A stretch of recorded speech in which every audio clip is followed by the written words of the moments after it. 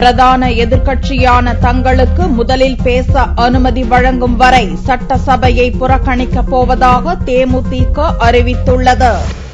தமிழக சட்டசபையில் மானிய கோரிக்கை விவாதங்களின் போது பிரதான எதிர்க்கட்சியான தேமுதிகவை முதலில் பேச அழைக்க வேண்டும் என்று அக்கட்சியினர் கோரி வருகின்றனர். ஆனால் முன்கூட்டியே குற்றச்சாட்டுகளை கூறிவிட்டு பதிலை எதிர்பார்க்காமல் வெளிநடப்பில் அக்கட்சியினர் ஈடுபடுவதாக ஆளும் கட்சியினர் குற்றம் சாட்டுகின்றனர். எனவே தேமுதிகவினர் பேசுவதற்கு வாய்ப்பளிப்பது குறித்து முடிவெடுப்பது தனது உரிமை என்று கூறி அவர்களை இறுதியாகவே சபாநாயகர் தனபால் பேச அழைக்கிறார். இந்த விவகாரம் செவ்வாயன்று சட்டசபையில் எழுந்தபோதும் சபாநாயகர் தனபால் தனது அதிகாரத்திற்குட்பட்டு உறுப்பினர்களை பேச அழைப்பதாக கூறினார். இதற்கு எதிர்ப்பு தெரிவித்து தேமுதிகவினர் வெளிநடப்பு செய்தனர். சட்டசபைக்கு வெளியே எதிர்க்கட்சி துணைத் தலைவர் பன்ருட்டி ராமச்சந்திரன் கூறுகையில், தற்போது எங்களது உரிமையை விட்டுக் கொடுத்தால் அதுவே தொடர்ந்து மரபாகிவிடும் என்றும், முதலில் பேச அழைப்பது தொடர்பாக மறுபரிசீலனை செய்யும் வரை சட்டசபை கூட்டத்தொடரை புறக்கணிக்கப் போவதாகவும் தெரிவித்தார்.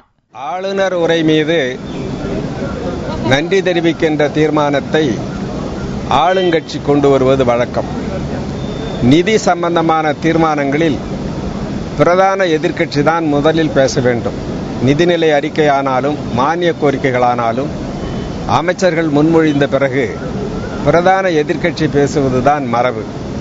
சட்டமன்றத்தில் அந்த மரபை மீறுகிற வகையில் தேசிய முற்போக்கு திராவிட கழகத்தை கடைசியாகத்தான் பேச வேண்டும் என்று மாண்புமிகு பேரவைத் தலைவர் அளித்த தீர்ப்பு நாம் வழி வழியாக கடைபிடித்த மரபுக்கு மாறானது என்பதை எடுத்துச் சொன்னோம்.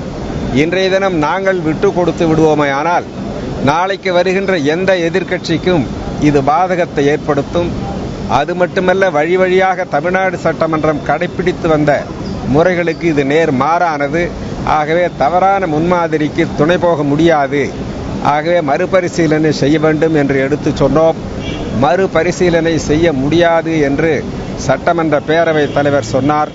மறுபரிசீலனை செய்கின்ற வரை தேசிய முற்போக்கு திராவிட கழகம் சட்டமன்ற நடவடிக்கைகளில் கலந்து கொள்ளாது என்பதை தெரிவித்துக் கொள்கிறேன்.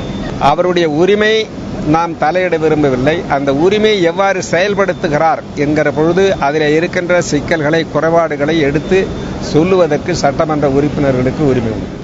முன்னதாக கேள்வி நேரத்தின் போது அதிமுக ஆதரவு தேமுதிக எம்எல்ஏ மைக்கேல் ராயப்பன் தமிழக முதல்வரை புகழ்ந்து பேசினார். அப்போது சிலருக்கு எதிர்க்கட்சித் தலைவராக யாசகம் தந்தார் என்றும் நன்றி மறக்கக்கூடாது என்றும் பேசினார். இதற்கு எதிர்ப்பு தெரிவித்த தேமுதிகவினர் மைக்கேல் ராயப்பனின் பேச்சை அவை குறிப்பிலிருந்து நீக்க கோரி கோஷமிட்டனர். இதற்கு சபாநாயகர் மறுப்பு தெரிவிக்கவே தங்களது இருக்கையிலிருந்து எழுந்து நின்றனர். சபாநாயகர் அவர்களை எச்சரித்தார். இதையடுத்து சிறிது நேரம் சட்டசபையில் சலசலப்பு எழுந்த பின்னர் கேள்வி நேரம் தொடர்ந்தது.